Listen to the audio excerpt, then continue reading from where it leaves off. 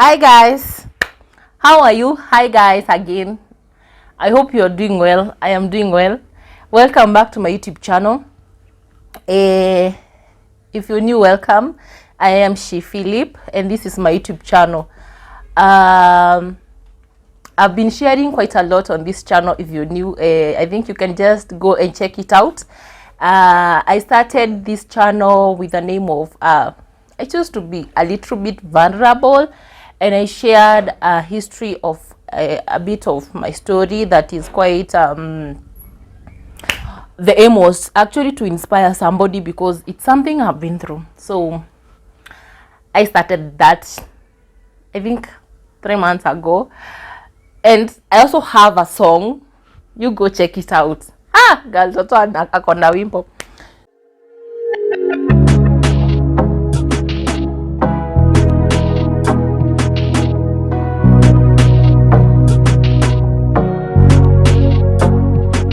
So today, this beautiful day, I want to give you a story.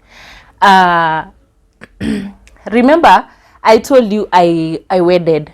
Like, nilifanya ile ya, this one. Ya kanisa. I wedded back in 2016. It was 2016 August. Yes, 2016 August I wedded. Now, the topic of today is the devil in my wedding. Mimi mambo nimejionea. So, the devil in my wedding simply means I had a church wedding. You know what entails in a church wedding. Alafu take your mind back. That is 2016. What we have today, simply see vitu zenye zilikuwa saa hiyo, because you can even be sure that the model of the vehicles, the cars that would call best that time, si zenyewe ziko. You see, sahi tuko na like so many other new vehicles. So yeah, my wedding was like, nilikuwa kasichana bado kadogo sana, a very slim girl. As you can see, I was a very, very slim girl. Like, I was just a small, naive. Kanairo imenifunza mambo. Mi saisi naive. Msidanganya na mtu. Mimi, vitu najua hata mama yangu tu anaweza faint. I was so naive. So, I think I was so excited that I'm getting married. Leave alone me getting excited. Do you know the excitement of parents, especially that our parents live in rural home? My dad, like any other dad, was very excited. So we planned the wedding na tulikuwa tuifanyie our uko home, because apparently we felt like it was quite cheaper. And then Nairobi tulikuwa wageni sana. I was just from campus. So we felt like home ndio tunajulikana zaidi, and like now that nimejinvest huku, so that time we felt like tunajulikana home sana, so we chose. Apparently also it's cheaper, it's cheaper, especially feeding people. It's cheaper.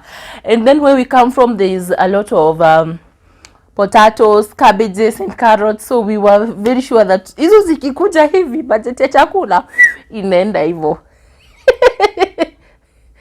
I think nimewapea secret. So it was to happen in August. If you know the calendar of, I think this is geography of climate changes, whatever. Tunatokanga June, July, August. June, July, May, June, July. Normally, it's very cold. Like, it's damn cold. Then we shift to August. Then August ikianza hapa mwanzo inaweza kuwa rains, or the extension of the July cold. Mind you, we were wedding on 6th of August. So, that time was quite rainy. Very. So we weren't prepared. Sisi tukipanga tulikuwa tunajua August katawaka. Katawaka. Mulisikia wapi? So daddy, he was very, very excited. Msichana wake, Watu wa kijiji si walitii. My daughter is wedding, you guys. Sometimes I just want to wish I can replay that tape in my head, because right now he already left. I think I really miss him when I just remember some of those things. He was very, very excited. My dad would get very happy and excited at the smallest things. So I can imagine him inviting people to come to his daughter's wedding. So where we live, the roads are not tarmacked. So from my home place to like uko hiyo barabara yenye ni tarmacked, this za katikati are not tarmacked. Actually saa hizi hata they are way better. That time they were bad. That 2016. So my daddy, because he's very excited and the wedding is simply like a few days too, akadhani msichana wangu naweza mfanyia nini? He talks to the MCA that time, and the MCA offers to kutulimia. Hey, mind you, I think we were nearing campaigns. Hey, wadau. Hey, MCA si alijionyesha huko, you know, the way you were supposed. Okay, I'm not an engineer or a road construction, whatever, but I bet you first make the drainages, because if you don't, it simply means the water will come huku katikati and they end up chimbaring. You get what I'm saying? We see all the time when constructions are happening of the roads. So MCA hakutafuta drainages for who? Mkamwambia tafute, hakutuwekea drainages. Alikujaka and then our road ni ile hata inamea nyasi. So alikuwa anachukua, you know the way you dig like this, then instead of removing this big things, anazi overturn. We na unajua ni mchanga. I think it's cotton. Ama it's whitish. I don't know if that is cotton, but it's, yeah, anazi geuzanisha, of which if it wasn't to rain, I think ingekuwa tu sawa, you know, although dusty and soily, but ingekuwa tu sawa. But Mungu naye ni nani? Alicheza kiyeye. The wedding is tomorrow. Barabara imelimwa jana, so today it rained morning mpaka jioni, like non-stop. Then you see, tuko na huku sisi that very day. Ebu take a pause there, kuleni pause hapo. Sasa wedding ni kesho. So tomorrow is 6th. Now I'm talking about 5th. Leo niko 5th. The wedding is tomorrow.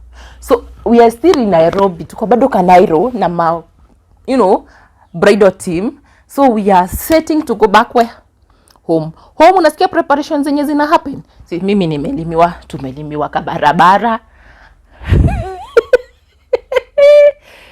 So here in Kanairo, a guy during the meeting preparations and stuff, one guy, a friend of the hubbies, akasema no, mimi nitawapea BMW. I think it was X what?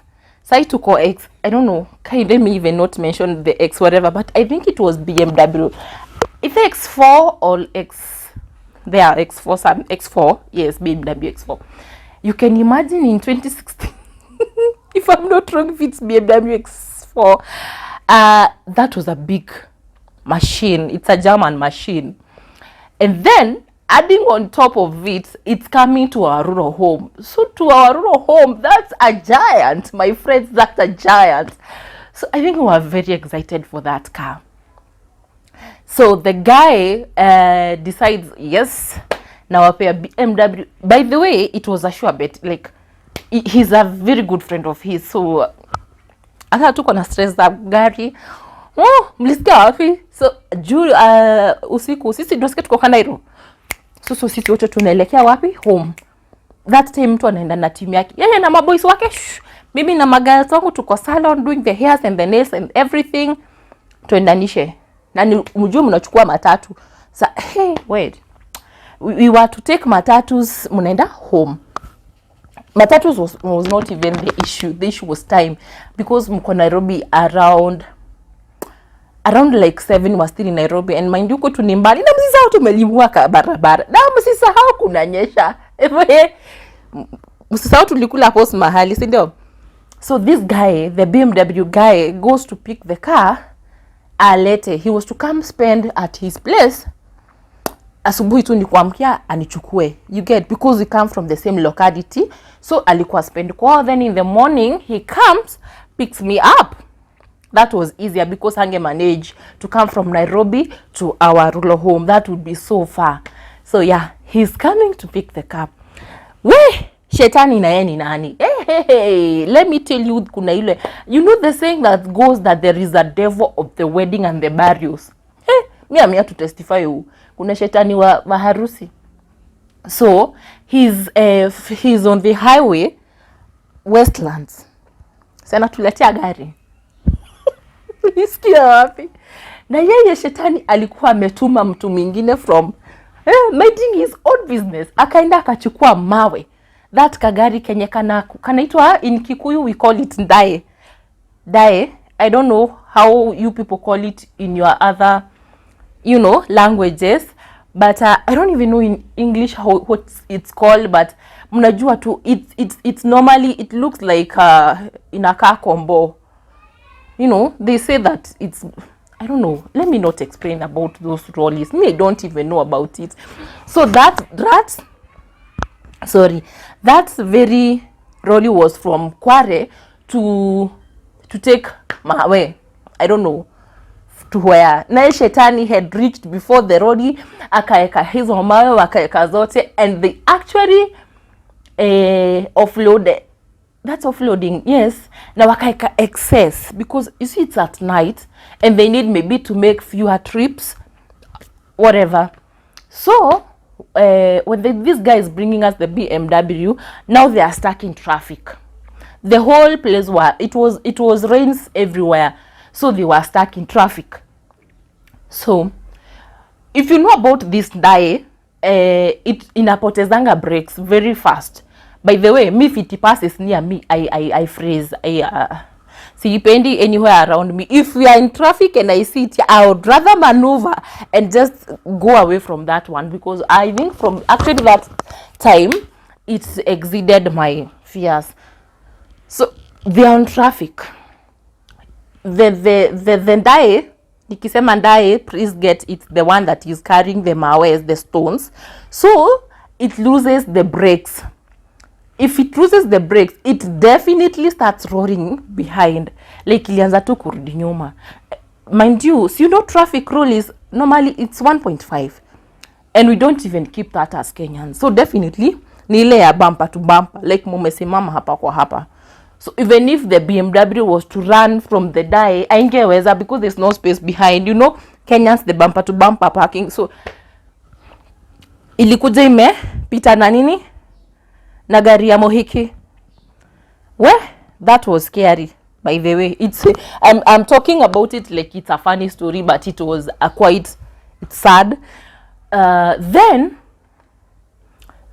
one thing that we are lucky about, they were not moving. So since it was standing, ile momentum imerudi nayo nyuma, it was sort of slow. Then it's not si mahali steep all. It's not on a valley or a hilly place, because a hilly means ingekuja na a lot of your momentum ingekuwa high. So since it was just a level ground, ili move tu kidogo, having ilikuja ikapata BM, so ili simama. You see, this is still a heavy machine, so kili simamisha. But kusimamisha, it means ime bang. So ime bang bonnet, ime kibang. The banging made the, see, wameka a lot of stones, maybe to make fewer trips. Zote zenye zilikuwa excess, zote zilirudi wapi? Kwa gari yetu. And that's how our machine was scrambled. The driver was not hurt.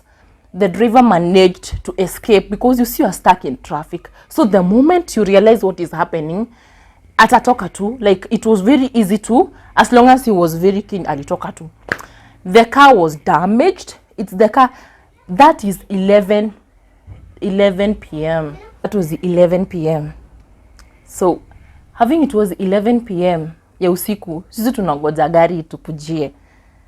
Yeah, that is Nairobi. The car is damaged.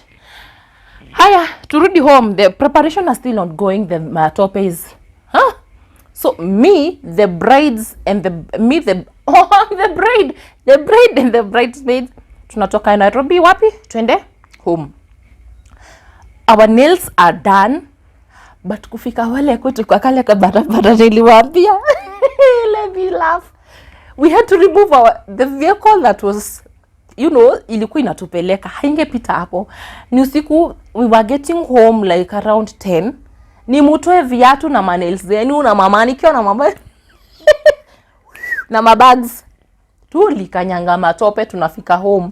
People are not even surprised because everybody is mad because, and then when you are prepping for a wedding, your home is always full that night. So it was tulikanyanga hiyo matope. My nails na zilikuwa zimetoka kutengenezwa. In the morning we could tungepata kuingine kulikuwa kushaanza kuharibika because you see tulimaliziwa na maharaka sana. That was us. Then the guy, the groom. The groom. The groom lives Nairobi with his team, with these guys. I can imagine I don't know much about guys, but the excitement is different. It's always like when I'm treat the guys. He had a very good team of guys. So as they went home, we happened to pass along Nairobi Nakuru highway. So kuna pale, if ever passed that highway, there is a stopover at Kimende or Flyover. They sell roasted maize. So if you're passing with your own car, I see people stop all the time to buy the roasted maize. So this time, since you're using matatus, the matatu driver decided, let's treat ourselves with roasted maize. Na niulize wadao, ushiona watu wa kuchoma mahindi na handkerchief? Okay, it's just food for thought. Ama maji ya kunawa mikono, because I have never seen maji. Let me stop overthinking. So they actually wanna buy roasted maize, all of them, and they go eating. The good thing with the roasted maize, when you finish, the utamu comes when you start to finish, so you crave for another one, and they have they have several. Hey, wadau, niliwaambia shetani ni nani? Anafikanga mbele. Alikuwa shafika mbele, and he already made that maize roasted for the groom. So the devil was working miracles. Alikula. The vehicle that you are to use tomorrow is ruined. We don't have an extra vehicle. The groom amekula roasted maize. Okay, the bride is at home. Okay, me didn't have except the matope, everything else was okay. So the groom amekula nini? Mahindi wadao. Mahindi, the reason I said if you've ever seen those people with handkerchiefs is because wamefika home around 11 and they ate well. Maybe they talked with the guys and maybe they had fun like guys. At 5 a.m. he started having a running stomach.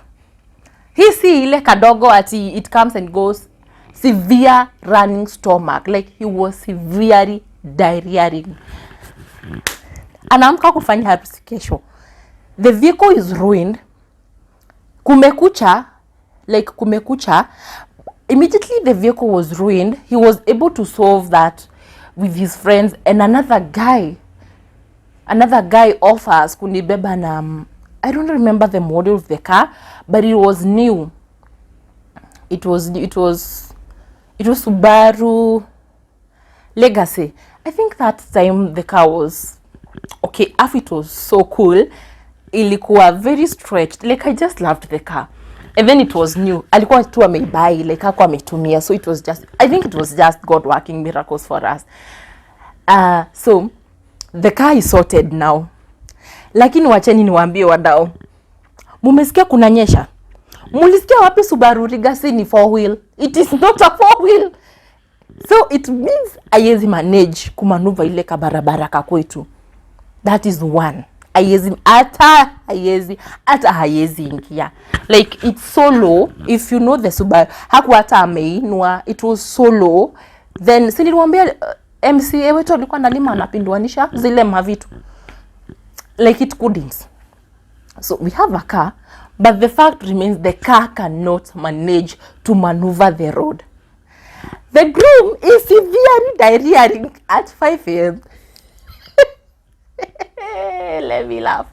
So the groom is diarrheaing. The car is okay. So in the morning, he's very weak. I wasn't told. I'm just seeing a few people making phone calls from his side, but me didn't know he was very diarrhea.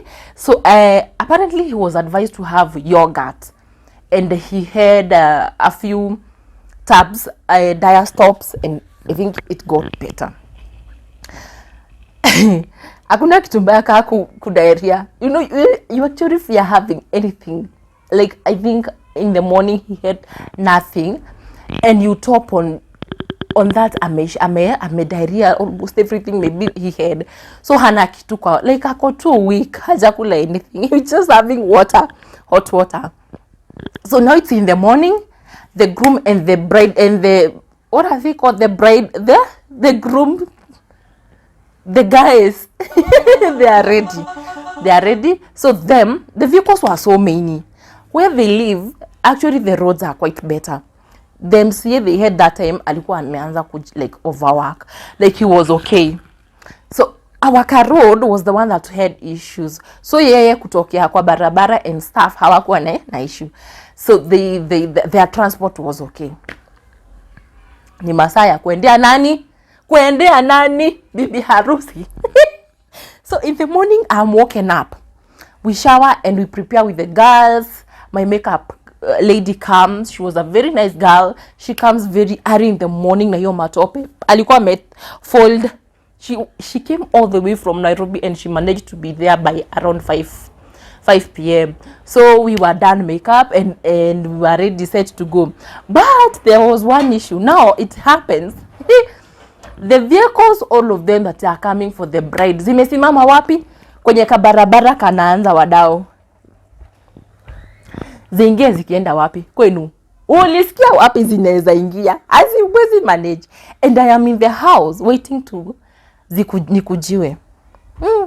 So one woman mwenye, it's the relative mwenye alikuwa amentrustiwa na, you know, running stuff, comes and tell me, hey, Shiko, now we have a problem. Magari haziwezi ingia. Zote zimekungoja wapi? Huko. Sasa the options we have ni hizi. The options was nibebwe hadi huko, and it is kilometers, my friends. Nani ataweza na matope? And I'm in white. Like the gown was so big, like, you know, it's si kama nguo utashika. It's a gown, it's quite big, it's quite bulky. So ubebwe. Number 2, another option, utoe nguo, you walk there. We go get a neighbor mwenye ako around hapo, atusaidie nyumba yake, you dress up, then uingie kwa magari. Munasikiza? The third option that actually was, ilikuwa inakaa kama ndio wanataka, they get a donkey, punda, it comes with a cart. You know, ile kitu inavuruta nyuma. So when it comes 2 donkeys with a cart, I'll sit in hapo nyuma and the donkeys will just pull. I think that that was the option they were like up for, because nishava, it's already late. We're supposed to go. And mind you, it's still raining. Bado kunanyesha hiyo time. So mi hadi nilikuwa nishaanza kukuwa very heartbroken, like girl toto na gown. Mimi nikalie bunda nikaenda. I couldn't digest that. But mind you, I feel like it wasn't optional, like haikuwa ati na come na a lot of options. Ilikuwa by the way ni uchangamke na uishie na nini. So ilikuwa punda sasa. Sasa unangoja punda. Na by the way punda is not guaranteed that it won't drop you. Hata yenyewe ikienda tu ikwame by the way hata yenyewe inakasirika. It can drop you anywhere. So me I was ready for punda but I was so down. Because I'm like, how now? But now here came another one. The hubby and the dad, the two dads outdid themselves.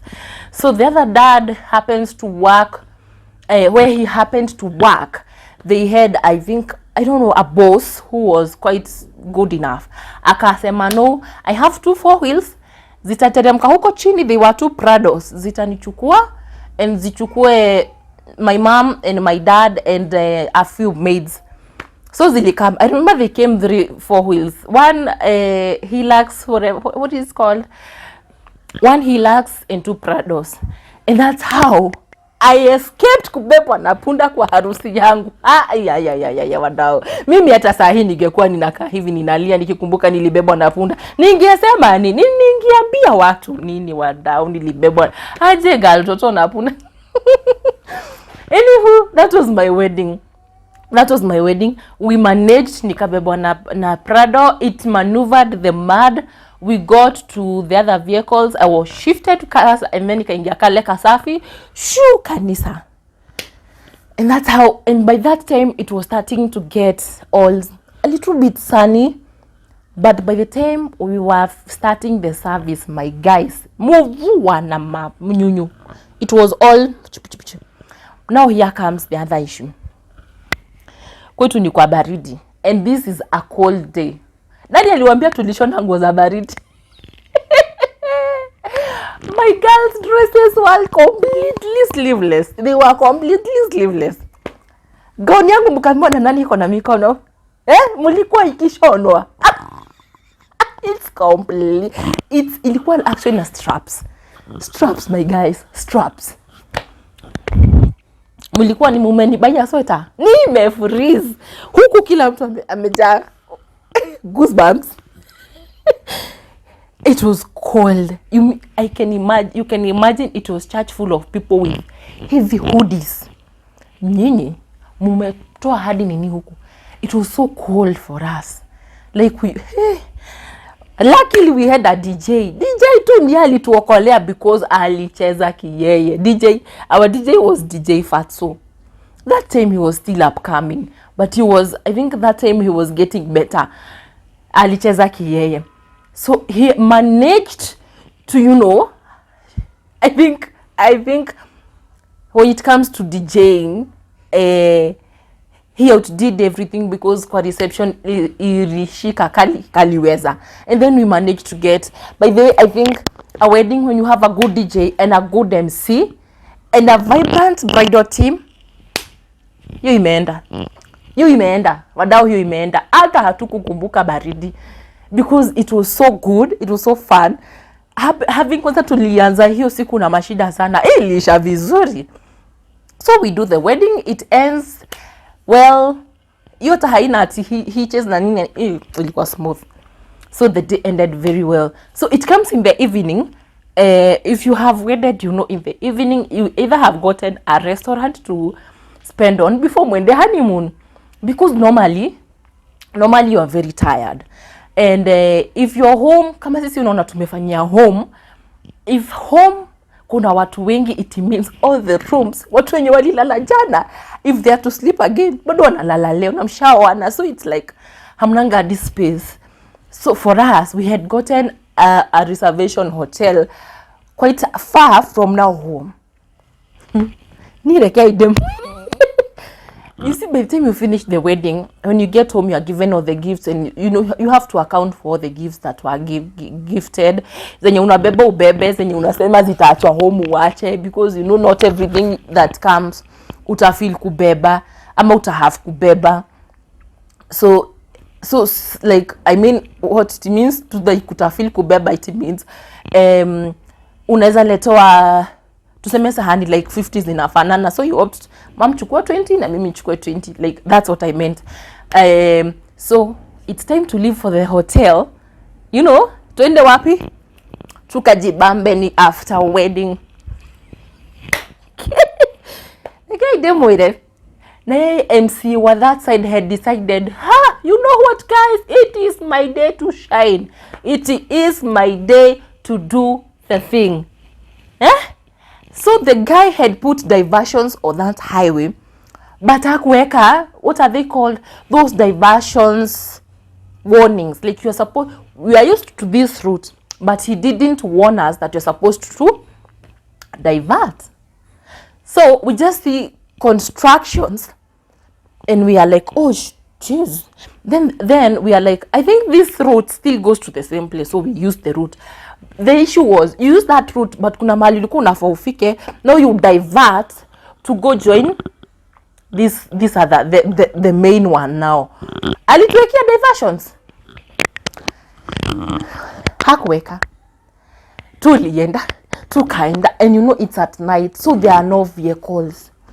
Mind you, this route we are using, iko na a lot of history of carjacking. We were not breathing. I think we were not breathing. That car was so silent, you could have, it's moving and it's making all the engine noise, but you could have dropped a needle and we could have all heard the noise because it was so quiet. We were freaking out. We follow, we go, and then we are scared. What if the car finishes fuel? By now it's 12 p.m. Ni usiku, like inaelekea 1 a.m. I think, it's supposed to be 12 a.m. ya usiku. No, yeah. Let me tell you, we went, mahali tulifika tulijipata sasa kwa gate ya mtu. Sasa barabara imeisha, like we were at somebody's gate, na iko completely kwa bush. I mean, that's weird, right? I mean, I feel like I'm narrating a horror movie. Have you watched Wrong Turn? Where you go and then you have somebody's gate and it's kwa bush. Afu ni usiku, you can't even tell whether there are other homes. Tuko kwa gate, the road is quite narrow. Hadi kwa kutan, ni kama hakuna. My God, we were so scared. So the driver alifanya tu vitu kwa takamata pandilia uko juu, yeye tu bora apinduke, because at that time you're not even sure who will come out of that home. You know what I'm saying? I think to me watch just so much of the horror movies, but it's just good to be, you know, cautious. So he managed to turn around and tukamanage kurudi hadi pale tuliachia diversion. We decided to just follow foolishly hadi tukafika kwenye tulikuwa tunaenda. Tulifika 2 a.m. 2 a.m. We were so tired. We just had food. Adi mumereserviwa adi karibu washindwe. Are you still people coming? Because 2 a.m. We got there at 2 a.m. So we just had our dinner. Took a shower. Sisi room yetu, our bridal, our best couple to their room. And we just slept. Yeah, I can see what you are thinking. You can see we just left because we are so tired. And that was our wedding night. So our wedding day, all I can say is that I had the perfect wedding. Sometimes you just sit and laugh about it, because I feel like even if I went back, I wouldn't change a thing except the small accidents in the road. And probably I'll have my video guy do a video of the vehicle, how it was staggering on that muddy road, because hakuchukua. He was just there seated somewhere, probably with, you know, a glass of water, just looking at the vehicles. Na nafaa kuchukua hiyo video. Sasa ingekuwa hapa ningewekea that clip. Hakuchukua. No, he didn't. Because it's like, how do I do that? Anyway, guys, that was my wedding day, the devil in my wedding. But let me tell you, there was no devil in my wedding. That was all God in my wedding, because I had the perfect wedding. So guys, goodbye. Goodbye.